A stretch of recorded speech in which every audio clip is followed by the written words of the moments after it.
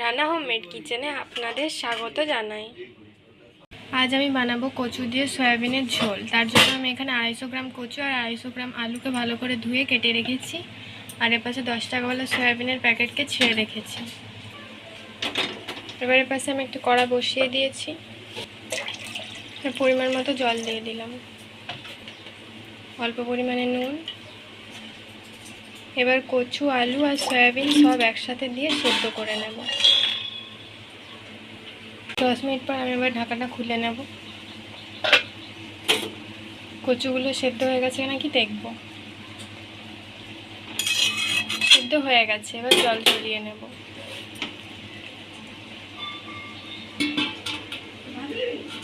আবার আমি কড়াটা ধুয়ে বসিয়ে দিয়েছি। আপনারা চাইলে কচু, আলু আর সয়াবিন ভেজে নিতে পারেন, কিন্তু আমি এখানে ভাজবো না।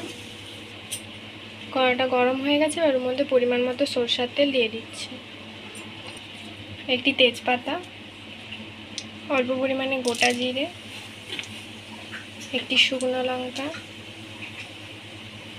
অল্প পরিমাণে চিনি। এপাশে জিরে আর শুকনো লঙ্কাটা ভাজা হতে হতে আমি এপাশে একটি মশলা বানিয়ে রেখেছিলাম। এর মধ্যে আছে 2 চামচ আদা বাটা, 1 চামচ হলুদ গুঁড়ো, 1 চামচ লঙ্কার গুঁড়ো, 1 চামচ জিরে গুঁড়ো আর 1 চামচ ধনে গুঁড়ো।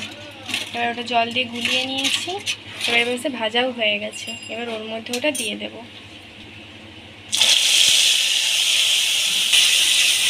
দিয়ে কষিয়ে নেব। যারা যারা আমার চ্যানেলটিকে আগে থেকেই সাবস্ক্রাইব করেছেন তাদেরকে অসংখ্য ধন্যবাদ।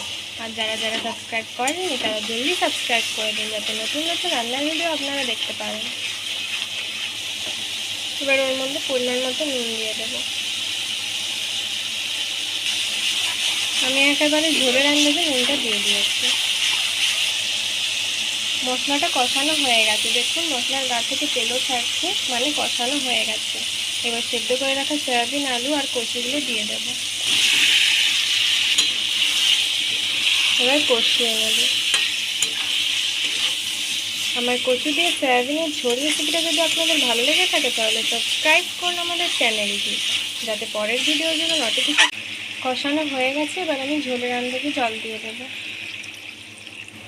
আমি এখানে 2 বাটি মতো জল দিচ্ছি, আপনারা যে যেরকম ঝোল খাবেন তেমন ব্যবহার করবেন।